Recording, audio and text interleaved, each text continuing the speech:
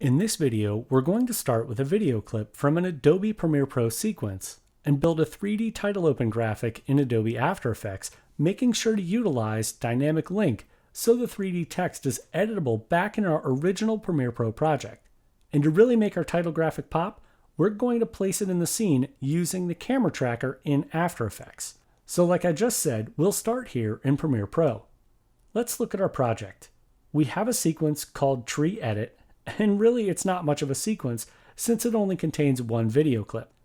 But let's check out the clip by pressing the spacebar to begin playback. So this is a shot where the camera person was walking back through the forest.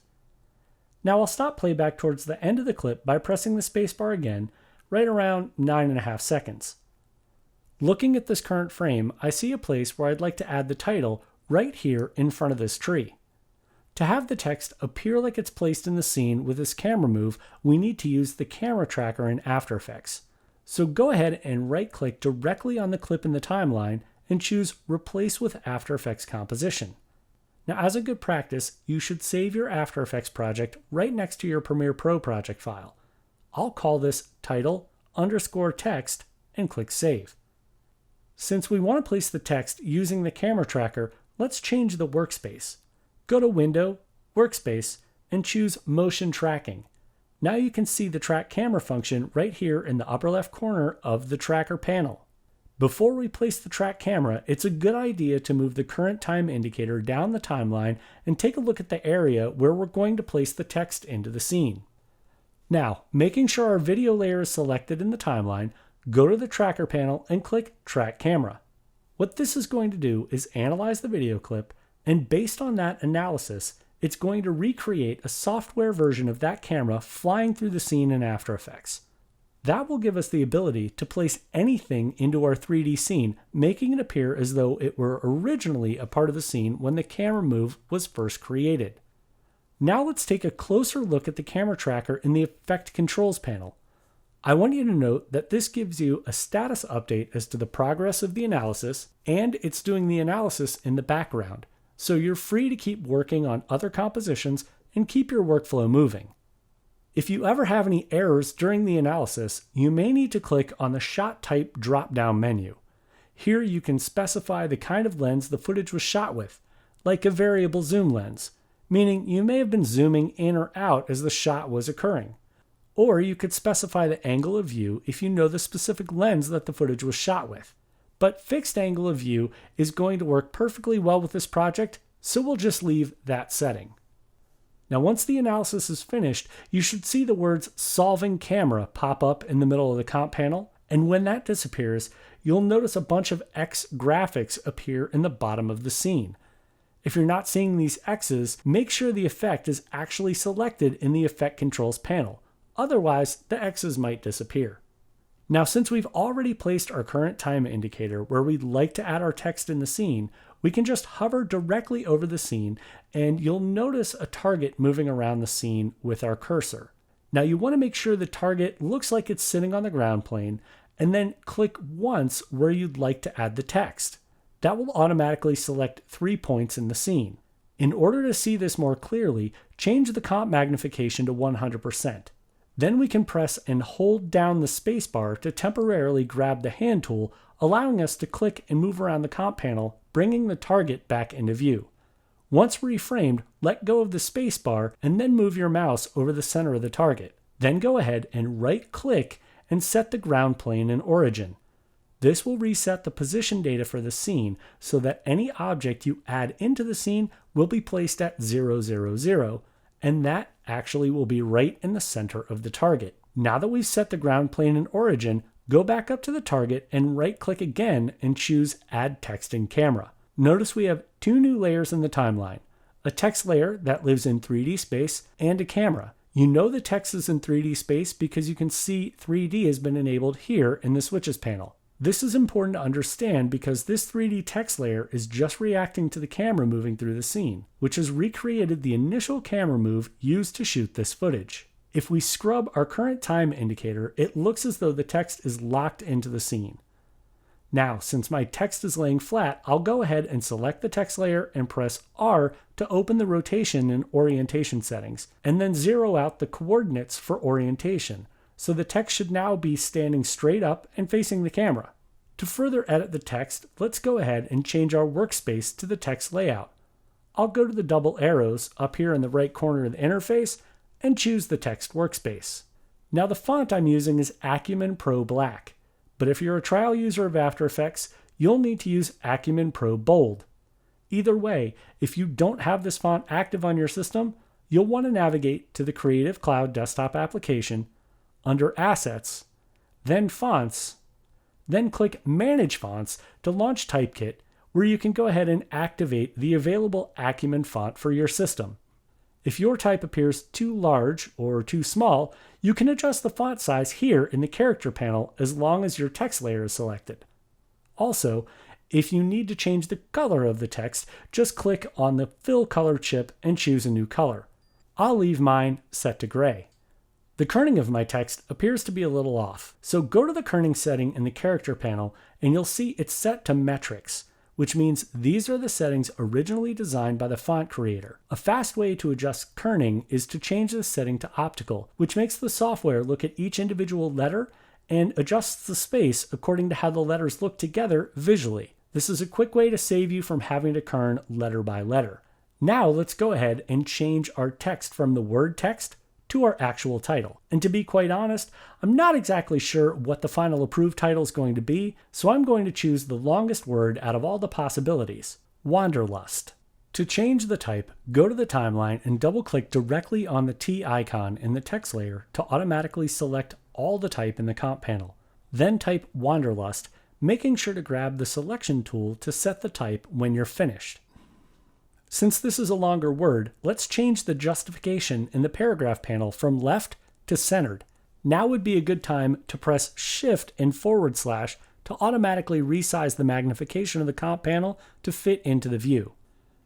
To add more visual interest to our text, let's add a little bit of rotation on the Y-axis like this.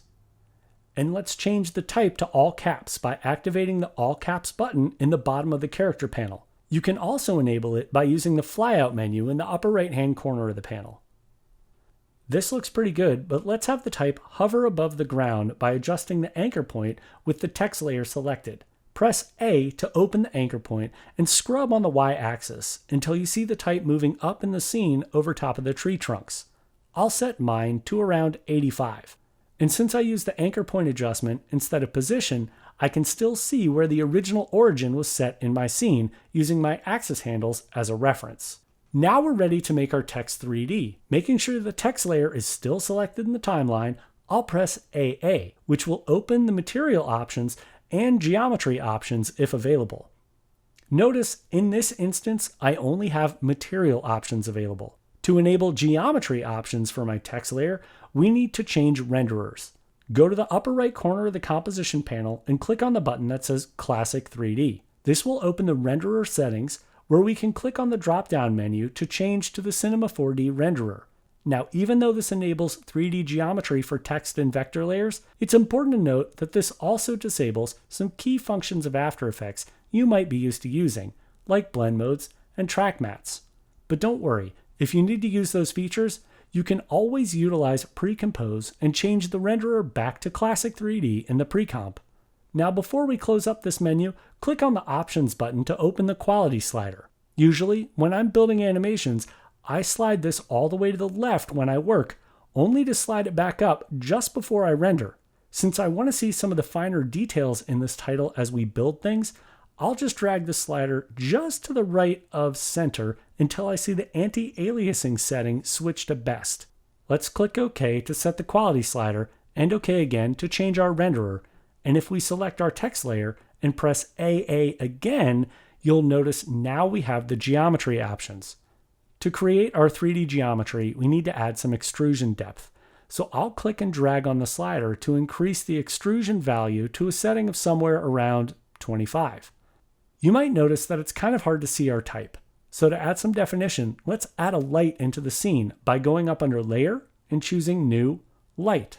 For the light, I'll just create a point light, which is similar to, say, a lamp light bulb without a lampshade. So it's going to throw light in 360 degrees. I'll leave it white with an intensity of 100. We'll leave a smooth fall off, which means it'll have a radius of 500.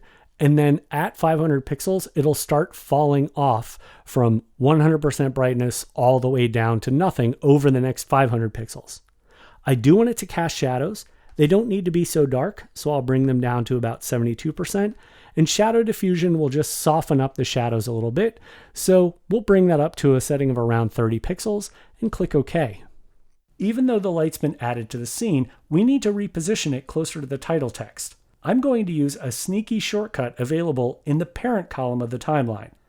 If this column isn't active, right-click next to the name area in the top of the timeline and enable the parent column.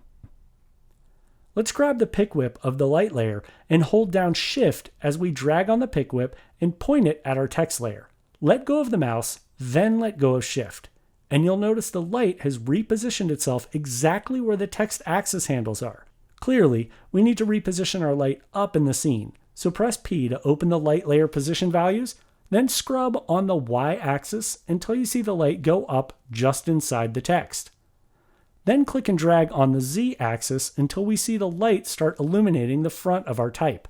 Let's also move the light to the left side of the word by clicking and dragging on the X-axis.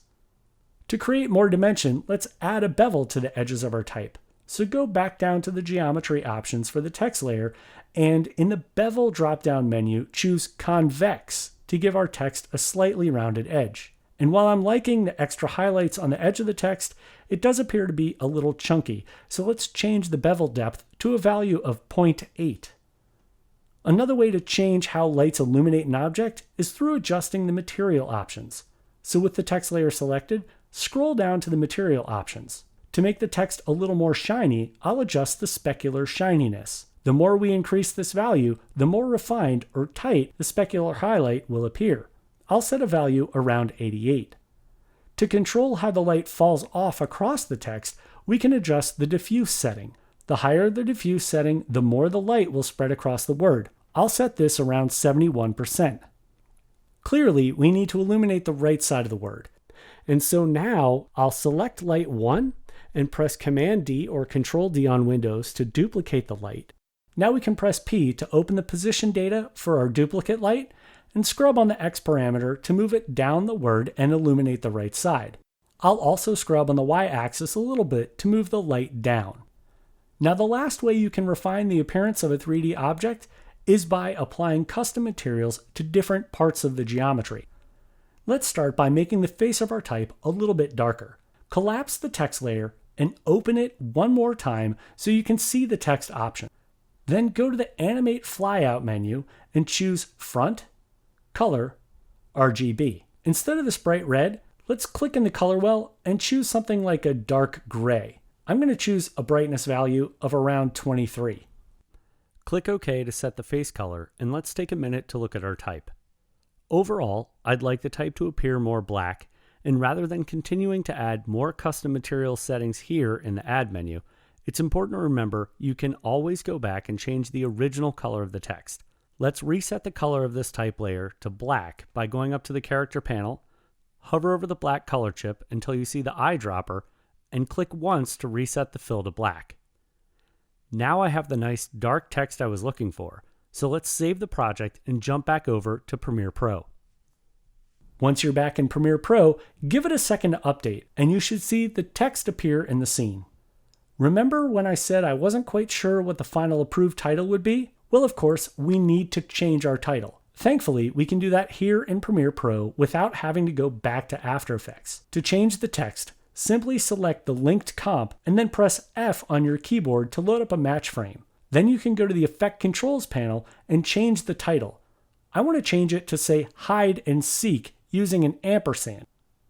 Now notice, even though I'm using upper and lower case, since I had enabled all caps in the character panel in After Effects, this new title is also using that same setting. To see our finished title, I'm going to go ahead and render the sequence by selecting the timeline and choosing Render Into Out.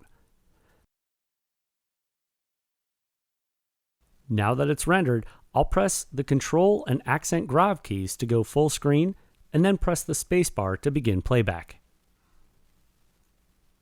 Now, I know what you're thinking. Can I create multiple versions of a graphic in one Premiere Pro project without having to go back to After Effects? And the answer is yes.